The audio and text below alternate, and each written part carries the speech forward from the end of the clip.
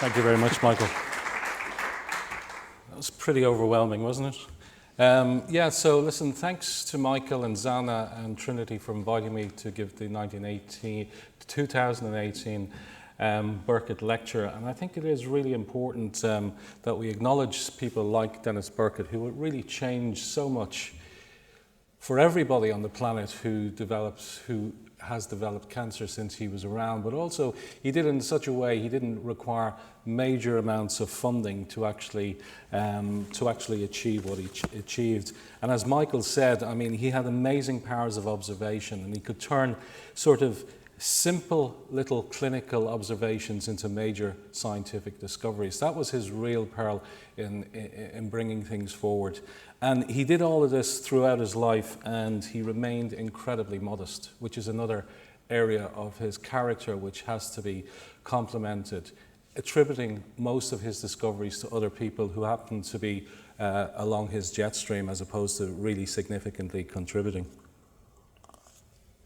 So I want to use the next 45-50 minutes to tell you something about Burkitt, where he came from, how he came into Trinity, how he left Trinity, and how he came back to Trinity then in the latter part of his year. And in that journey, it took him to all corners of the globe.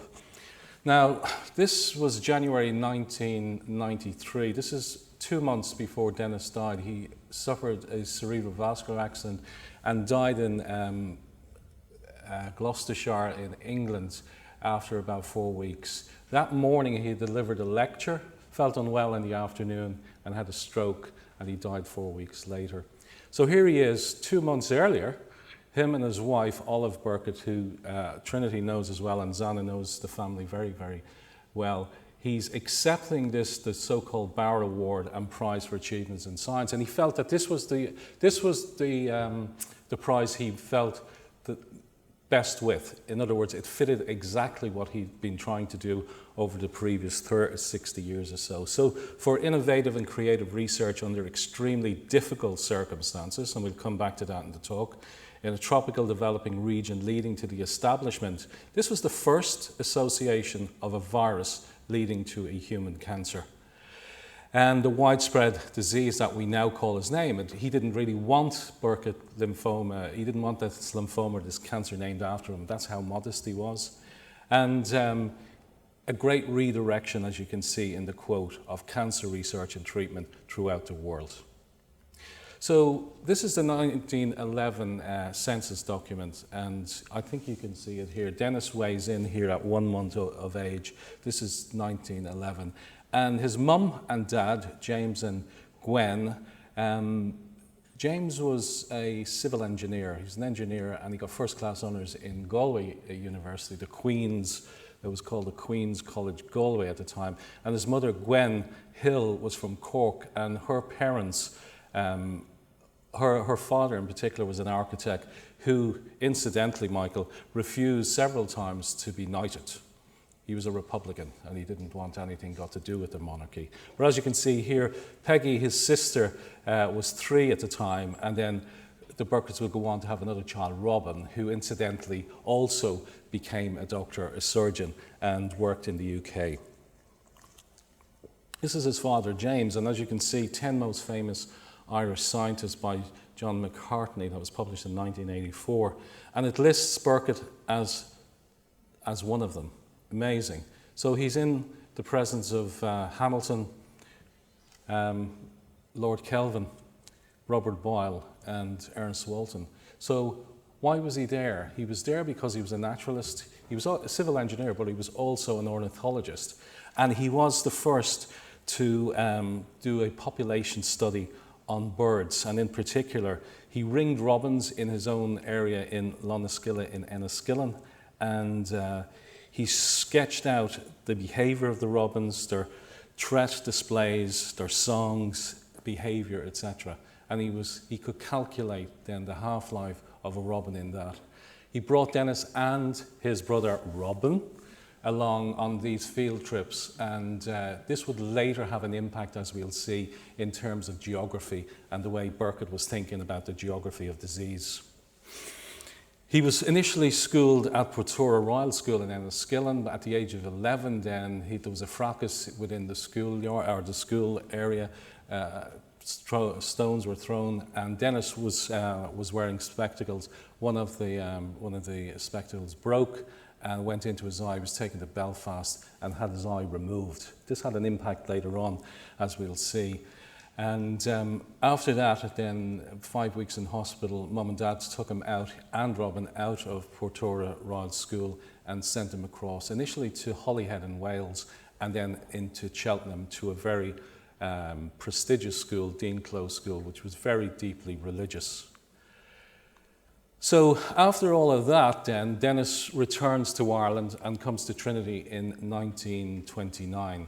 He wasn't academic in Dean's at all. He excelled in manual things like carpentry and photography, which was an interesting one because he got several prizes at school for photography. And again, as we'll see, he really used this to the nth degree in terms of clinical observation. And he goes on to say, I must have been amongst the least promising of the new students, having had the most undistinguished school record. And here's his first declaration. I have decided to follow any career but medicine and entered engineering because my father was an engineer. He really wasn't driven either way, but he just followed the flow in terms of his dad's. And this chap here, Arthur Aston Luce, who was his tutor at the time, he would become vice provost stage later on in the 40s in Trinity, and indeed for a short period of time he was provost when the present provost became unwell. But as you can see, on the 7th of November 1929, he wrote to Burkitt. He knew James Burkitt, and he wrote to him and said, the enclosed gives all information. Don't blame me. He goes on, if he fails, loses his 10 guinea fee, and completely misses out on the year. So he's pretty lost, Denis, at this stage. He's not achieving, he's failing exams within engineering, and then something happens, an epiphany, I suppose. He gets involved with this Christian evangelical group that used to meet in number 40 in New Square. And overnight, he more or less sort of decided that he would switch from engineering across into the subject of medicine in Trinity. Now that's not an easy thing to do, especially when you don't have chemistry and you don't have physics, etc. But as you can see, I became a faltering follower of Christ and identified myself wholeheartedly with the Christian Union. And he goes on, I should abandon engineering. This was a calling, and go and take up medicine. That particular summer, he had to sit a matriculation in chemistry. He wrote to God, and I've seen these letters from Olive Burkitt, his wife, who's since passed away last year, asking God to help him pass chemistry. He passes chemistry. God's on his side. So he goes into medicine, and I know there's a few medical students here with us at the moment, and Trinity was a much smaller university then, or a much smaller college, 1,500 students. Again, the medical school then was the biggest as it is today, and there was a sense that you should mix with other disciplines, which still today I think we do that. But the topics were rather different, weren't they? English composition. I've marked a lot of students' scripts. This should be compulsory, I think. Latin, modern language, logic. There's a certain lack of logic going on in some of these medical students now. Formal psychology, 2 years of preclinical and 3 years of clinical. And once he went over to medicine, he never for a moment, as he said, had regretted this step. I began for the first time, and from then on to stay near the top of my class. His sister had a brother who was in Dublin, and he was the rector out in the parishes line in Rathgar, and Denis and his brother later would go and see him every Sunday for prayer, etc., deeply religious. And I should say now that his family, his mother and father, were very frugal as well, as was Lewis, his uncle. They went there on Sunday to pray, but also for the free Sunday lunch, as Denis Burkitt would say. They got some very nice food. Here's Denis in Front Square. Isn't this a fantastic photograph? Front Square. Number 1 is just on your left where the provost lives. and this is 1933. Europe is about to become very dark, and National Socialism actually takes over. And then he did his clinical studies in the Adelaide Hospital in Peter Street. And this is the resident staff at the Adelaide between July and December 1934. And the guy who's ringed here is a guy called Norman Moore, who Michael Gill, as a psychiatrist, would know. He was a leading light in 20th century Irish psychiatry. The two house officers here is interesting. Emma Scott, who was the house physician. This is her in the middle here. And then the house physician, the chap with the bispectacles in the front row, was Fred Hanna. Now, for some of us old enough, remember the bookshop Hanna's, which was related to Fred here. And so Denis gets, Norman Moore would call him an unassuming industrialist, but much respected member of our year. Norman Moore also lived in number 19 Botany Bay. You saw Denis outside of Botany Bay in the first photograph of him. And he lived there, and then Robin Burkitt would also live in number 19 for 2 years as well. Now, this is the amazing thing. He wins the Hudson Prize in final year, and he goes on to win the silver medal in the final year as well. And that automatically would put him into a position to take on one or both of the house physician jobs. But that didn't happen.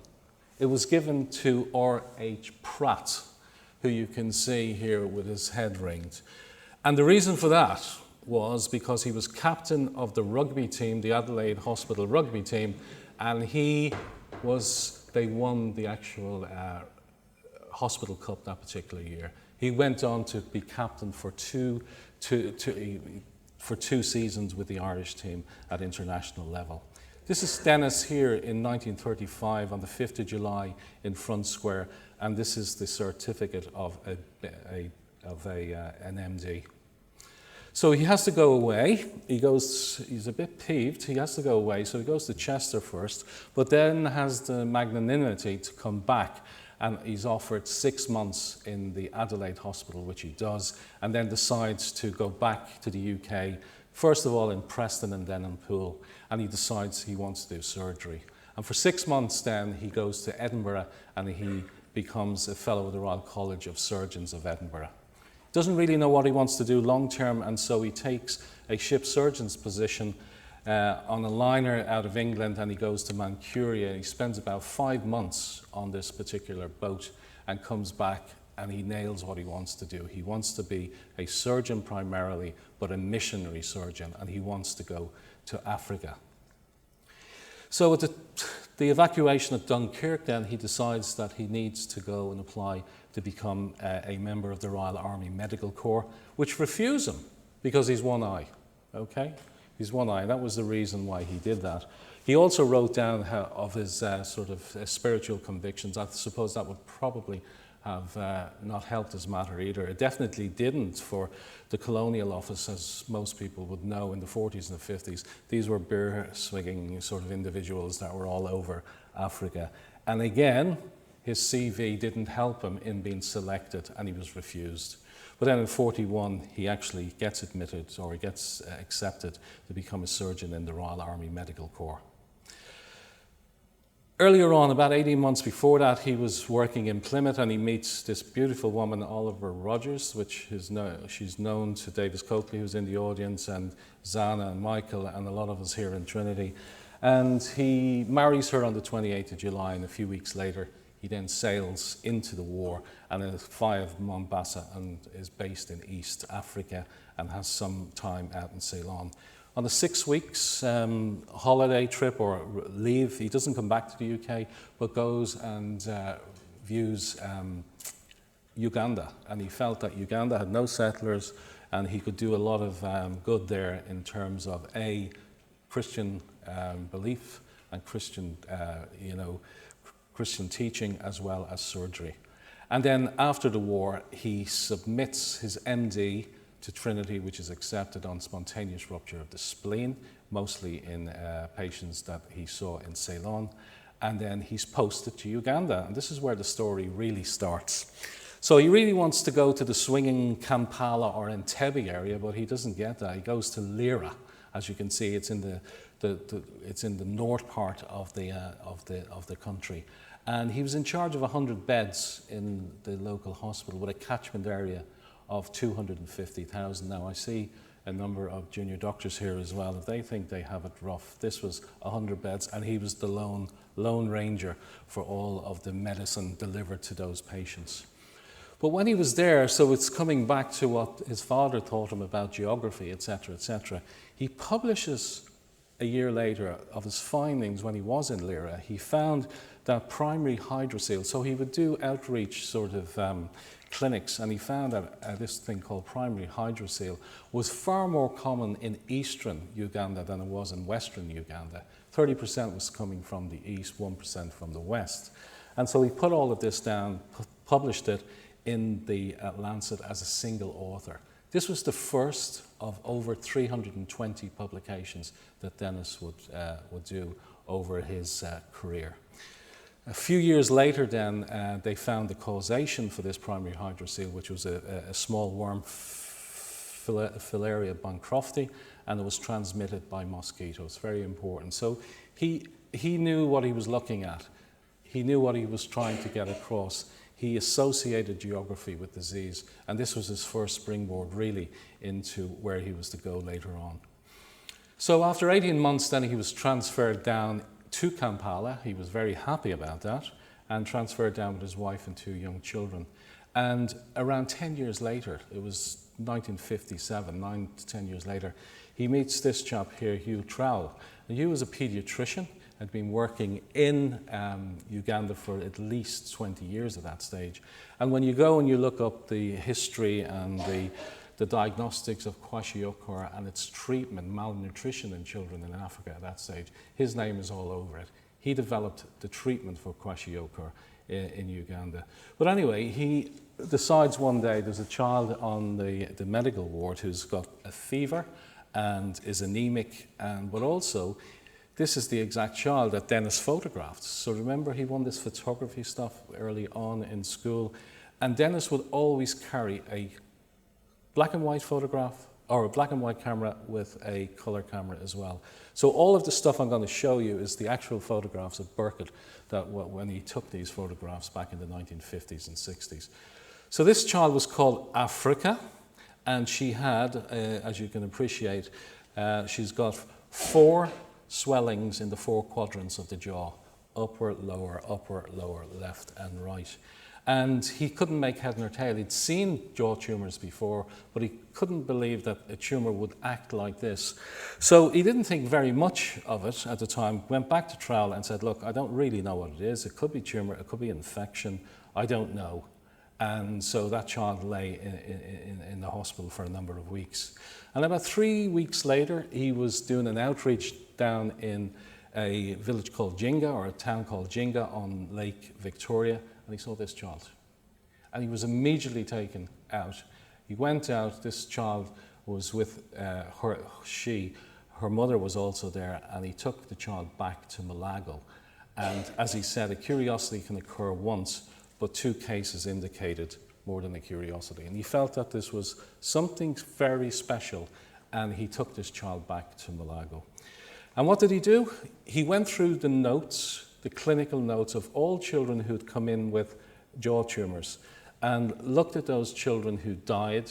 He then went to their clinical notes and compared and contrasted them with other children who died, and also went to post-mortem findings. And what he found was that they weren't just primary jaw tumours, but they had tumours elsewhere, predominantly in the abdomen. Very rarely did it involve peripheral nodes, but posterior abdominal nodes it did involve. And so he got the biopsies, and he got the autopsy results. And as you can see, this is a drawing from one of these patients as well. And at that stage, all of these tumours were, when you look down the microscope, they were small blue cell tumours. And if it appeared, say, in the back of the eye, it was called a retinoblastoma. If it appeared on the top of the kidney or in the adrenal gland, it would be called neuroblastoma, or granulosal cell carcinoma, as you see here in the ovaries. So, and he mapped out, you know, the percentages with jaw tumours and those without jaw tumours. Then he publishes in the British Journal of Surgery this particular paper, which was to become a citation classic, a sarcoma involving the jaws in African children. And as you can see, the black dots here, you can see that there is a peak at around 2 to 7 years of age. And it's interesting for a pediatric hematologist, that is exactly what we see in childhood acute lymphoblastic leukemia. So what he did then was, in his conclusions, he said that these jaw tumours were usually associated with multiple tumours at other sites.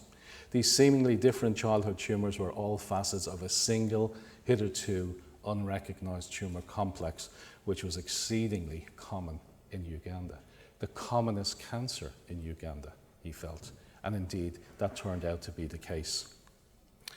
So he got his hat on thinking geography, etc., etc. He didn't really know which way to go forward. And then he had a visit from George Otel, which was an epidemiologist from Johannesburg.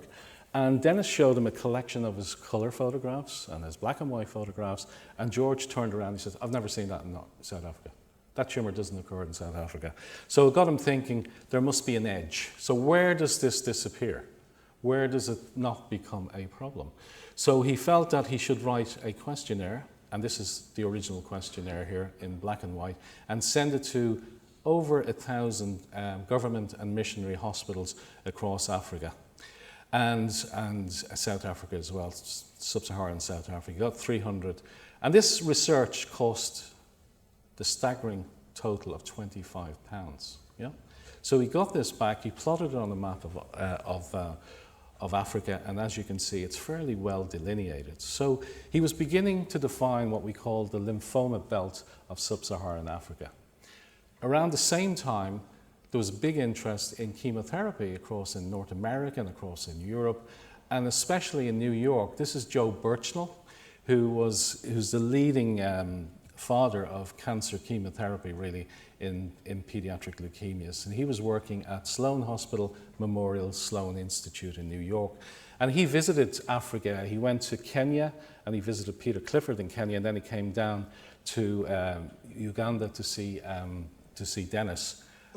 And what he had was a magic bullet in his pocket. He had methotrexate that had been discovered back in 1951 as the second generation of an aminopterin, which was the drug which was an antifolate that was putting children into remission with this particular drug. So Joe came armed with methotrexate, and Denis was so convinced that this drug could work, and he brought the first child back into his kitchen in his home, which was right beside the hospital, and administered methotrexate. Now, could you imagine me doing that today? I'd be locked up. You couldn't do that. But Denis, there was no other choice, because radiotherapy had been shown to be useless in this, and now Denis already knew that this tumour was metastatic. It was in the abdomen, it was in the back of the eye, it was in the spinal cord. So he knew that surgery wasn't an option, so chemotherapy was. This is one of the first patients, I think the third patient of Burkitt Lymphoma that he treated in the hospital thereafter. As you can see on your left, this is the child before chemotherapy, and this is the child 2 weeks after chemotherapy, getting a fantastic response, and this child went into what we would call an initial remission. So he had a problem. He knew that the drugs were going to work in this condition, but how will I get the drugs? Africa didn't have a budget for drugs. So this is his quirkiness again. He was very clever. The chemotherapy agents were obtained free of charge from manufacturers who were approached in an attitude of begging, clothed in the appearance of offering them some opportunities, which he did. And we presented a case that in Western countries it was difficult to assess the effect of chemotherapy because most patients had radiotherapy, and therefore there was a confounder. So he actually did this, and he convinced the companies to give him money. Now, it's interesting that if you look at the 7th biennial report from Sloan Kettering Institute between 1959 and 1961, he was already on the radar. He was prolonging survival in these children. Was he doing cure? We'll come back to that later on. So they really, really got interested at this stage, the Americans.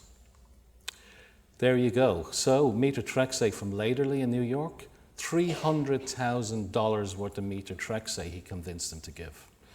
And then he also convinced the German company AstraZeneca to give them cyclophosphamide and Eli Lilly to give vincristine. This is the backbone of our chemotherapy that we still use today to cure Burkitt and some of the high-grade B-cell non-Hodgkin lymphomas. This is a nice quote. My knowledge of it or experience with cancer chemotherapy was virtually nil, and circumstances were in many respects far from ideal. Several days might elapse, and this was his problem. Before results of blood examinations, he knew that they were suppressing counts became available, and the mothers were liable to remove their children from the hospital long before anticipated treatment was completed. Incredibly modest. In spite of these glaring deficiencies, my own ignorance being paramount among them, the results we were privileged to witness were little short of miraculous. And I'll show you that slide later on. So, what was this round cell tumour? Was it a sarcoma? No, it wasn't. And the chap in the middle of the photograph is Greg O'Connor, who's an American histopathologist. He started to get thinking about this tumour, and he came down, there were new techniques coming through in histochemistry, and he came down, in fact, that these were probably a conglomerate of lymphoid malignancies, lymphomas. And he publishes it in Cancer. And Denis also publishes a co-paper with him in Cancer on the clinical aspects. So now people read Cancer. They don't read the British Journal of Surgery. And he got very little in return. I mean, oncology people and whatever. So he didn't get much return from the British Society or British Journal of Surgery, but all of a sudden the Pandora box opens here and everybody is now beginning to become interested. And they became interested because Greg, in his contribution to the paper, had suggested that these tumours didn't look unlike tumours in cattle that was driven, lymphoid tumours in cattle that resembled the Burkitt lymphoma, big bulky disease that was driven by a virus. So he asked the question, could this be driven by a virus, Greg O'Connor? Now, the guy on your left is Denis Wright, and Denis came into Macquarie University Hospital and the hospital in Malago, and he joined up with Greg O'Connor as well and Denis.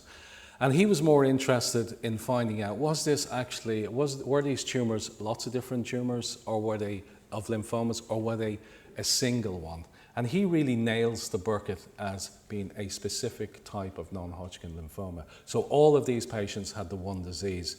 And what he did for the first time was to do touch preps, we call them touch preps, cut the lymph node, put it on the glass slide, stain it with Giemsa, as you can see here on your right.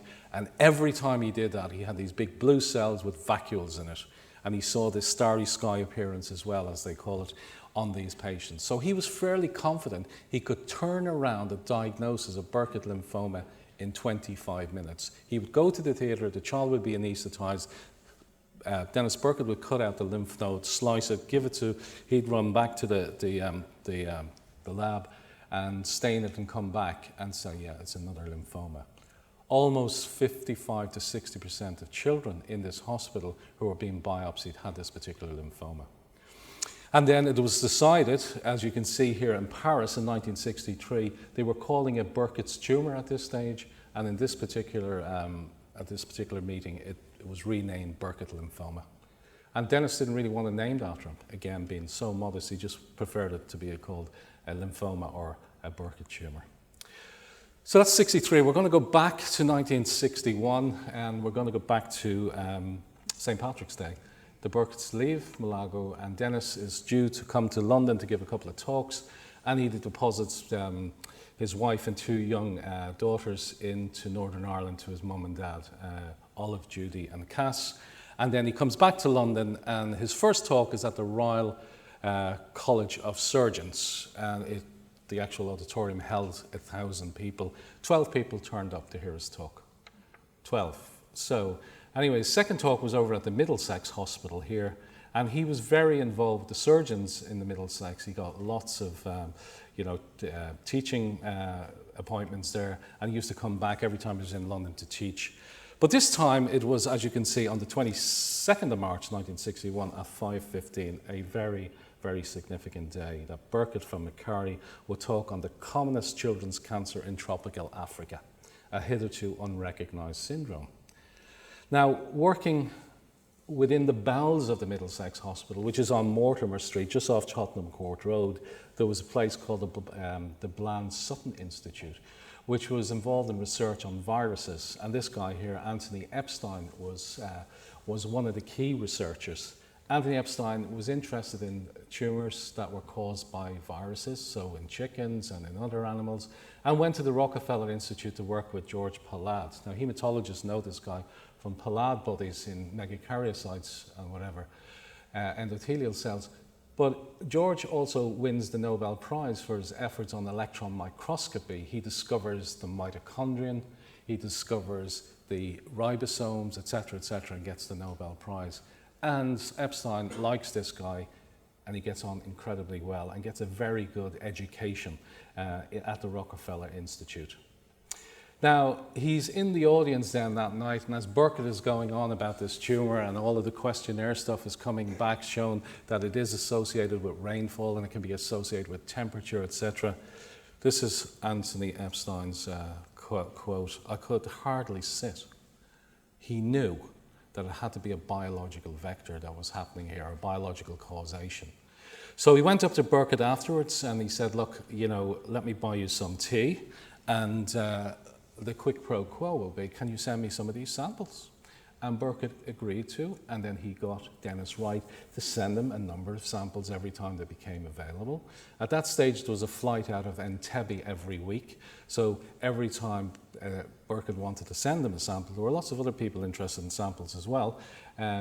Denis Wright would send on the samples into London, into Heathrow, and then the sample would be collected and would go around into Tottenham Court Road, into the Sutton Institute. Now, he was very keen to get back then. The questionnaire was one piece of information, but he really needed to go and look at the hospitals where the stuff was returned from, and to see exactly what the geography of where these patients were from, etc. And as you can see, a holiday with a purpose, he described this safari. And as you can see, there are two other people with him. He was very clever. He mapped out the whole safari, which was going to take 10 weeks to cover 10,000 miles across 10 African countries. Pretty significant. And here he says, with Cliff and Ted, they were picked for their good company, but Ted was actually picked because he was mechanically minded and he could fix cars. And he could fix punctures and stuff like that. And Cliff was really there because he could wash clothes. Okay. This is his entry, as you can see, the 7th of October. The safari starts at 9:20. He was meticulous in keeping notes. It was quite amazing. And so they head off on safari. And there is the route. I mean, 10 weeks, 10,000 miles, 10 different countries, 60 different hospitals, and they gathered so much information. So these are the photographs I was telling you. This is amazing, his collection of photographs. This was when they were returning across Lake Victoria, and as you can see, the Ford station wagon, which cost Burkitt £250. So he actually got money from the MRC, £250, and then he got money out of the Sloan Hospital and Sloan Kettering Institute. And so he compiled about £1,000 to do this safari. 10,000 miles, 10 weeks, 60 hospitals. And remember, this guy was frugal, yeah? Here he is. Ted is under the car. He's fixing everything. You see the tires on top. Burkitt couldn't do any of this. He just wasn't really prepared for this. And this is Cliff, mending roads. So there were no roads between these places. So you'd have to rebuild certain aspects of the road for the car to go through. And this was Denis. This is before he discovered fibre, okay? This is white bread here. But again, he had to keep the morale up, and when you look back on some of the papers published by Cliff and Ted later on, some of the quotes came out were absolutely stunning. Of course, we'll have the hotel room without the bath, okay? For a quid or two, it's a kinch to walk down the hall. Is a box of biscuits and a cup of tea in the car while we're travelling okay with you again, as opposed to a fancy luncheon? And this is probably the best. This must be the safest safari in Africa. Here we are, 3 doctors, each of private stock of medicines, making a beeline from hospital to the next. Now this is really interesting. This is frugality at its greatest, I think. So he maps out all of the costings, and as you go through it there, you'll see the car cost 250, there was an import duty of 50, and you go down, petrol costs 126, what spares cost whatever, etc., etc. And then living costs, look at the living costs. Hotels and rest houses, 198, and provisions, food, £23. There's a lot of biscuits on that particular safari. But the great thing here is, to get the balance down even further, he decides to sell the car for £150. And the total cost of this, that has generated thousands and thousands of papers in relation to the geography disease, cost a staggering total of £678. And what comes out of it? This comes out of extensive data on where this tumour is seen. Hot places, wet places, no further than 10 degrees north, 10 degrees south of the equator. So they really were onto something. And when you map this about holoendemic malaria, it fitted that. So was this a vector for this particular for this particular tumour, and a virus causation possibly? Back to London, 1963. The Beatles had just come through. This is Epstein here again on your left.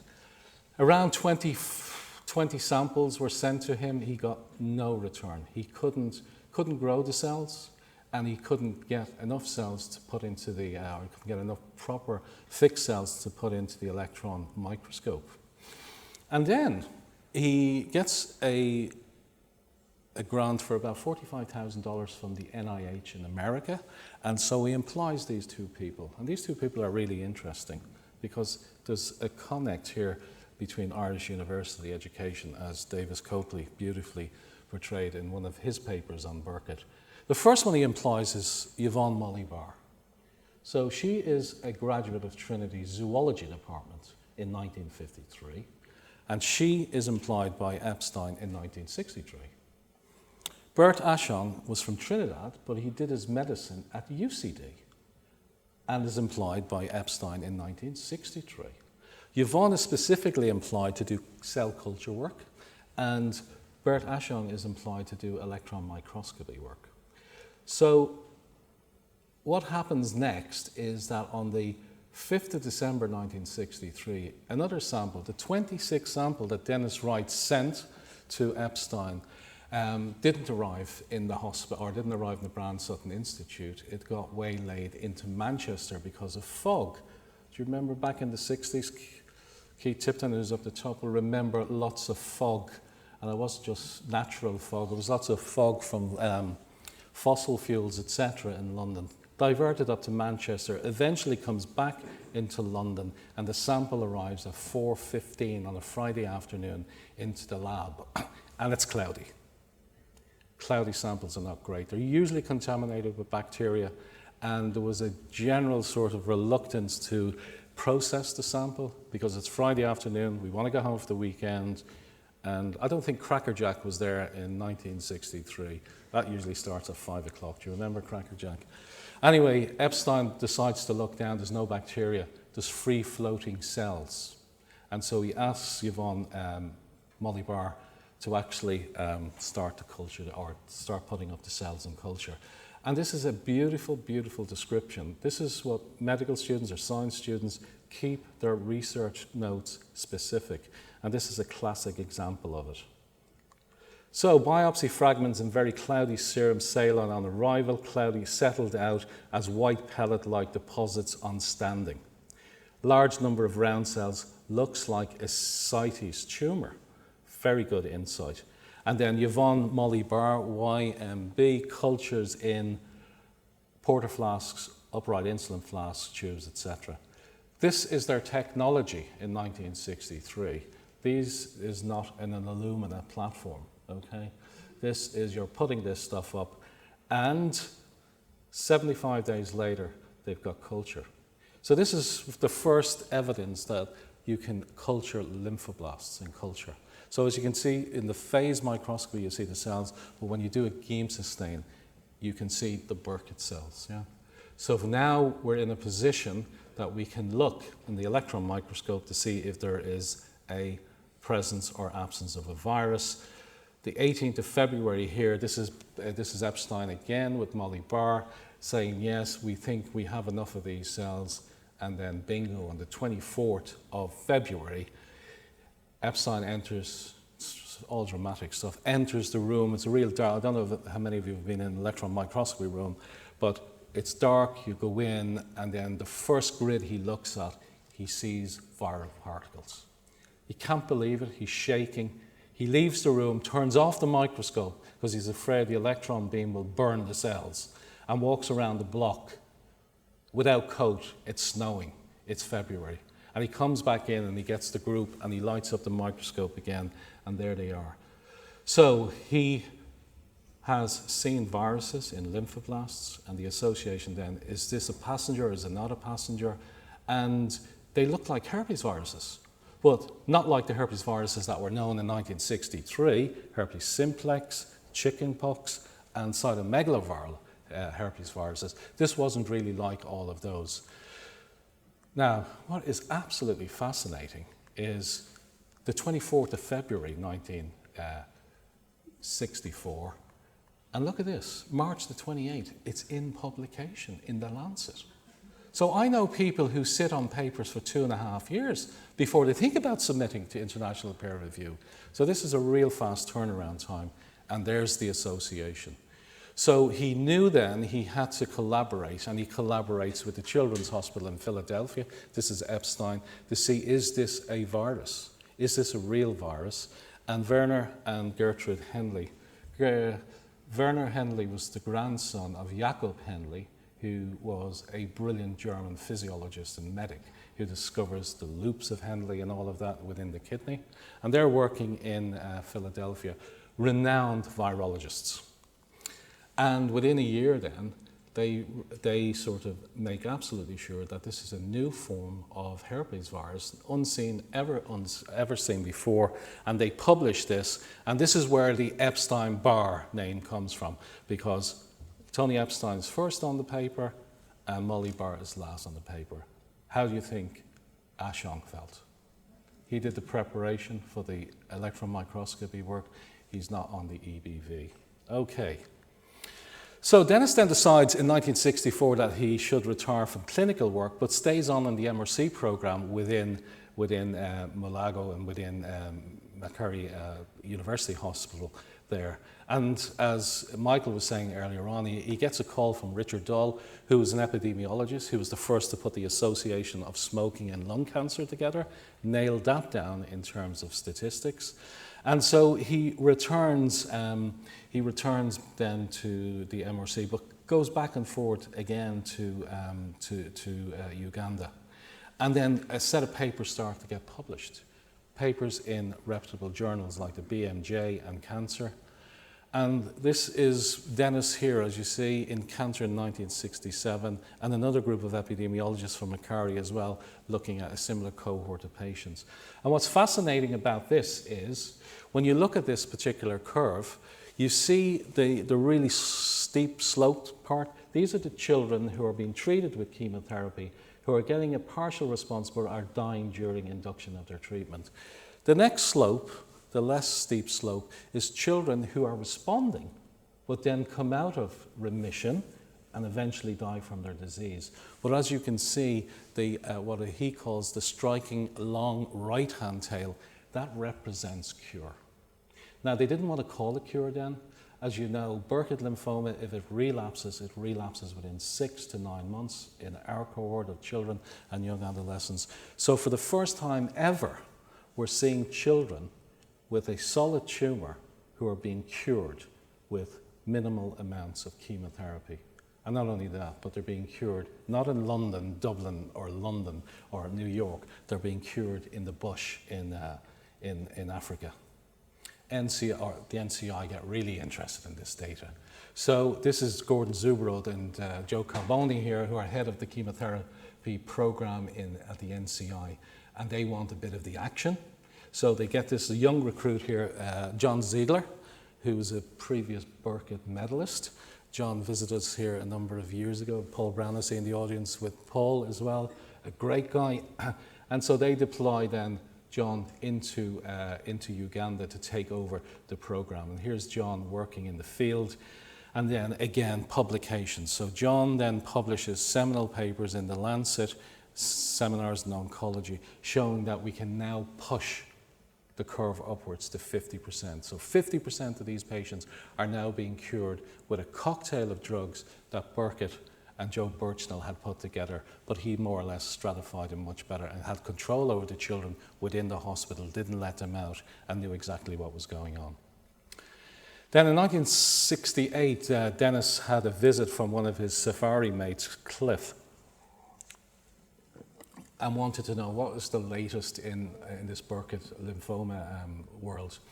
And Burkitt turns around and said, "Okay, Cliff, it's all out of my hands now. All the really clever chaps in epidemiology, virology, immunology, and biochemistry have left me in the dust. But I think I've found something else that may be important, fiber in the diet." And he couldn't believe what he was hearing, the forgotten factor.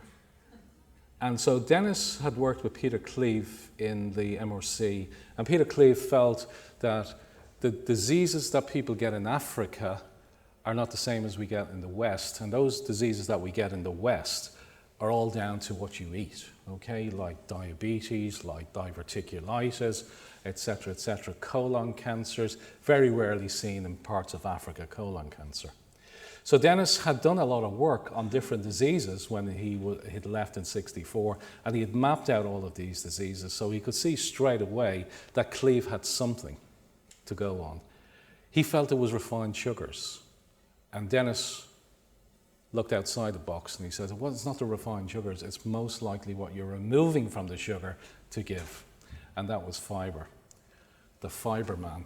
So this was a second citation classic that was published in Cancer as well in 1971, showing a specific relationship of what you put in, you get out. In other words, if you have a very refined diet, you're more likely to get colon cancer. This is a citation classic. He was renowned for his isms as well as Burkittisms and whatever. He used to say about this particular program that, you know, if you have small stools, you have big hospitals. And if you have big stools, you have small hospitals. Yeah? So he was quite a comic as well. Second citation classic in a totally different area. Very, very difficult to match that. This is Burkitt lymphoma in the West. It's the commonest non-Hodgkin's lymphoma in children and adolescents. We now know it's easily diagnosed in the vast majority of cases. We diagnose it not just by the histology, but by the chromosomal rearrangements of the c-Myc proto-oncogene with the immunoglobulin locus, and that's fairly easy to get that result done in a day or two. It's one of the most highly proliferative cancers. It's probably the most proliferative cancer. This is just 15 genes of high proliferation in Burkitt lymphoma. And when you compare it to the other non-Hodgkin lymphomas we see, primary mediastinal B-cell lymphoma or the other diffuse large B-cell lymphomas, this thing is on fire. It's really proactive. And it usually kills you within 2 months of, it doubles every 24 to 36 hours. So more recently then, in the 80s, we started to use the same, as I was saying earlier on, the same cocktail of drugs and some other additional drugs. And again, the staging that Burkitt and then John Ziegler started putting in, we started to use that and refine it a bit better because we have more better imaging techniques. Where is the tumor, where is not the tumor? And as you can see, if you completely resect it, and this is what Burkitt said in his paper, if you completely resect it and it's nowhere else, you don't really need much in the way of treatment, a couple of cycles of cyclophosphamide or methotrexate. Whereas if you go down and you're more significantly involved, stage 1 and 2, you have to up the ante, 4 cycles of chemotherapy. So this is stage 1, stage 2, but look at the outcomes. The outcomes are fantastic, up to 95 to 100%. More advanced stages then, this is where we are, the LMB, the European approach and the American approach, French, American, British approach, the 96 protocol, and again the BFM, the German group, differ slightly on how we treat it, but again you do incredibly well, except if you've really got high-risk disease, i.e. that disease that involves your bone marrow or your brain at diagnosis. It's the so-called stage 4 disease.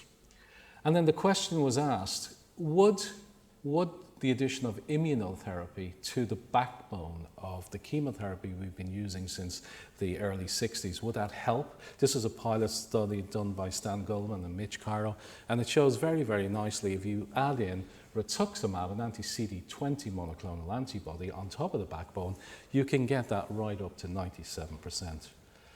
That was a short pilot study, so we incorporated it into the 2010 protocol, and this was a randomized study across North America and across Europe for high-risk patients, specifically dealing with the C category, which is the leukemia involvement in the marrow or the CNS involvement, as well as those patients that had a high, what we call lactate dehydrogenase level, greater than 2 times the upper normal limit. And as you can see here, we're almost there now. We're right up with the rituximab, we're up to 97% or thereabouts in overall survival. But are we over-treating patients? And the answer is we probably are. This is another Burkittism as well. And this is my favorite definition of precision medicine. So he was on to precision medicine well before most of us. Western doctors are like poor plumbers. They treat a splashing tube by cleaning up the water. These plumbers are extremely apt at drying up the water, constantly inventing new, expensive and refined methods of drying up water. Does it sound familiar, Paul? Yeah?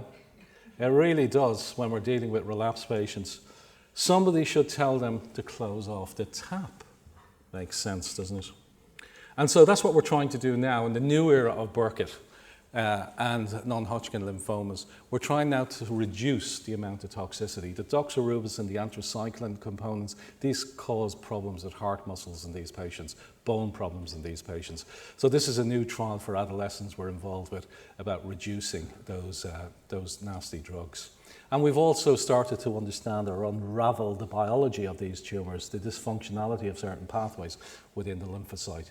And there are new drugs on the horizon, as you'll see here. So the next tranche of randomized clinical trials are going to involve second-generation anti-CD20 bispecifics, the blinatumomabs. You've seen the ponatumomab, and also the ibrutinib, the BTK inhibitor ibrutinib. So that's all on the horizon now. So we're going to cure more with less toxicity. That's exactly what Burkitt was talking about when he says turn off the damn tap. So Pliny the Elder then wrote sometime between those years that Africa always brings something new. And he was absolutely spot on, as we've just seen in terms of pediatric and adult oncology, about how you can define a new cancer, but not only define it, you can get a treatment that will work within Africa. But this is more pertinent, I think, to what Burkitt was. This is Louis Pasteur. In the field of observation, chance favours only the prepared mind. When Burkitt went to Africa, he was prepared. He was prepared to observe.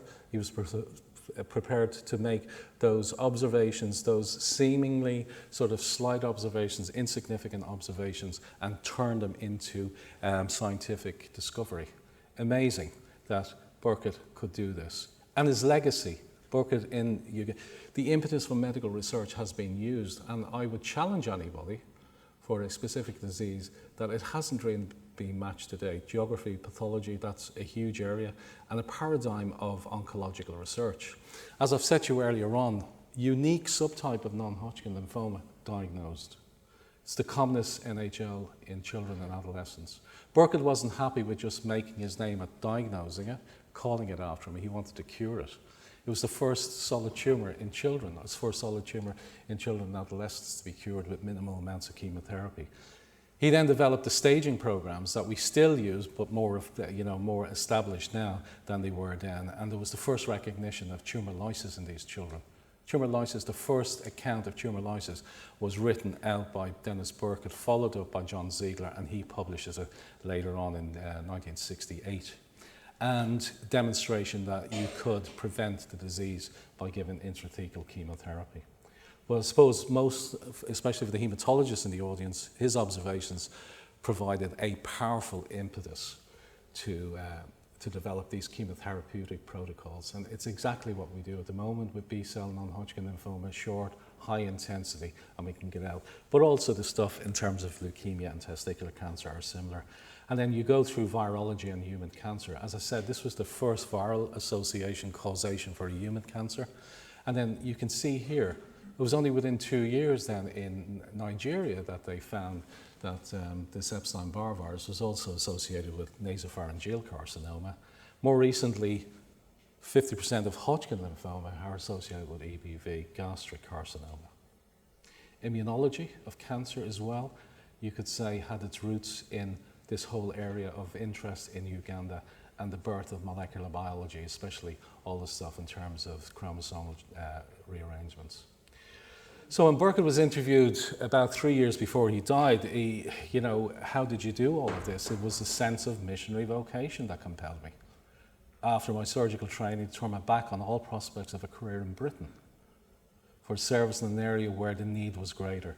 This step, like when he became a medical student, he never regretted. I thought I was making a sacrifice, but as it transpired, the very reverse was the case. The truth was, what a friend said to me, he was an archbishop in Africa, needless to say, whenever you give to God in teaspoonfuls, he always gives it back in shovelfuls. The discovery of Burkitt lymphoma was merely an event on that particular journey. Now, he was incredibly decorated. As you saw, the Brower Award, which is the equivalent in the States of a Nobel Prize. You get a gold medal, and you, at the time in 1993, you got $350,000. So it was a big, prestigious award. But he was appointed to, he was a companion of the Order of St. Michael and George by the Queen Elizabeth. He was elected to the Royal Society and had so many other awards bestowed upon him. It's hard to think that anybody else could have done similarly. This is one quote I love from when he was made a fellow, an honorary fellow of the Royal College of Surgeons and Physicians. Mr. Burkitt in Canada is one of the best known surgeons today. What made him famous, again, his remarkable ability to observe disease patterns around him, to identify their peculiarities, and to develop concepts and hypotheses. Like many surgeons, Mr. Burkitt is rarely in doubt about his convictions on medical matters, but unlike the rest of us, he's consistently turns out to be correct. And that is a fact. He was amazing. So in 2011 then, the tercentenary of Trinity Medical School happened, and I was in a restaurant up in Dawson Street and having dinner with the then Dean of Medicine, head of school was Dermot Keller. And I said, wouldn't it be a great idea next year if we could actually marry the Burkitt, because it was his 100-year anniversary since his birth, with the tercentenary? And he says, yeah, go and do it. Oh, I said, yeah, that's great. I said, what sort of a budget do I have? And he says, none. So I've brought me back to Burkitt again, the frugality of the Trinity Medical School. Yeah, I see Michael and Paul laughing here. So anyway, I was on holiday with my wife in the audience, Jude, and Hannah and her two brothers, and we were sitting on a bar stool somewhere. I remember somewhere in Costa, whatever. And I got to, so if I'm going to do this, I need to actually invite people. So I decided I would invite 12 people to speak who are absolutely, you know, experts in their field, from clinical to molecular or whatever. And I wrote to them and I said, we're holding this, Denis Burkitt, you know, Trinity, by the grace of God, a life celebrated, expecting a 50% return, a little more than the questionnaire that Burkitt got when he asked, did you see this tumor before? To my amazement, all 12 turned back their invite saying, we'll be there. Just tell us when, we'll be there, but we need at least 3 weeks' notice. So we set it up, we put it on the web then that we were going to have this, and then I'm working in Crumlin one afternoon and the phone goes off and this voice says, could I speak to Professor Smith? And I said, yes, speaking. Bloody hell, I've been trying to get you for about a week. And who was it? It was this little guy sitting beside me here, Anthony Epstein. Now, I hadn't invited him because I thought he was dead, you know. And he turns to me on the phone and he says, and I was quite honest, I thought, so you weren't here? I'm bloody here, he says, and I'm bloody willing to come over and talk to you at this symposium. And I said, that's great, fantastic. I said, how old are you? And he says, 94, right? So I said, right. I said, we'll put you up in the Fitz whatever hotel. And he says, one favor, but I need you to make sure my helper will come with me. And I said, who's your helper? And he says, a 65-year-old lady who discovered HHV6. So he was invited with his helper. But on this particular, I mean, there's a lot of people here who, I don't know, this guy here is Riccardo Della Fera. He discovers the MYC oncogene that nails the Burkitt molecular pathogenesis. This is John Ziegler here, who went to take over from Burkitt in 1967.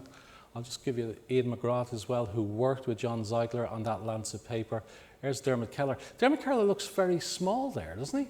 He's a tall guy because he's standing beside Lou Stout from the NCI, who runs the whole genomics program for lymphoma at the NCI. And there is Mitch Cairo, who heads up the COG trials for NHL and other lymphomas. And these are the jewel in the crown here. This is Olive Burkitt, who died last year at the age of 97. I went to her funeral in Bisley in Gloucestershire, and her two daughters, Judy and Cass. And here is my hero, Denis Wright, who actually nails the lymphoma as unique as a Burkitt lymphoma, and he also came and spoke at that meeting. We had a great day that day after the lectures. We went, and this is the Schrödinger Theatre. Now, it's interesting that Schrödinger, in 1933, gets the Nobel Prize for quantum mechanics with Paul Dirac. 1933, Burkitt gets his BA in Trinity. This is the Schrödinger Theatre. I told some stories about Schrödinger and his off-the-wall antics when he was in Dublin. And that's why they're all laughing. They're not laughing at me for any other reason. But it was amazing. And then we had an exhibit in the long room in Trinity. And this is a fantastic photograph. This is Denis Wright and Anthony Epstein, samples going from Wright to Epstein to uncover the viral association. And this is Alan Ricketson, probably the best renowned EBV virologist in the world from Birmingham in the UK. And the three of them poring over the stuff that was indicated from Denis's time in Africa. When you look at what happens thereafter, not only is the association with nasopharyngeal carcinoma, as I said, Hodgkin's, but you look at its association with PTLD, post-transplant lymphoproliferative disorder, that we're used to seeing now, especially in children who undergo liver transplantation or bowel transplantation, or lesser so bone marrow transplantation. You look at it in its association with fatal X-linked lymphoproliferative disease in children. We've had numbers of those in children. And then some of our friends in the States, Helen Heaslip in particular, treating PTLD with genetic manipulation of these cells, etc. The story is quite incredible, what Denis Burkitt started off. So this is my last slide, and this is Hans Diehl, which I think is a beautiful quote from a book that was published in 1998, Cancer, Fibre and Burkitt. Denis Burkitt, keen in perception, tenacious in pursuit, unequalled in humanity, excelled in devotion, larger than life, one of the truly good and truly greats, and a Trinity graduate. Thanks very much.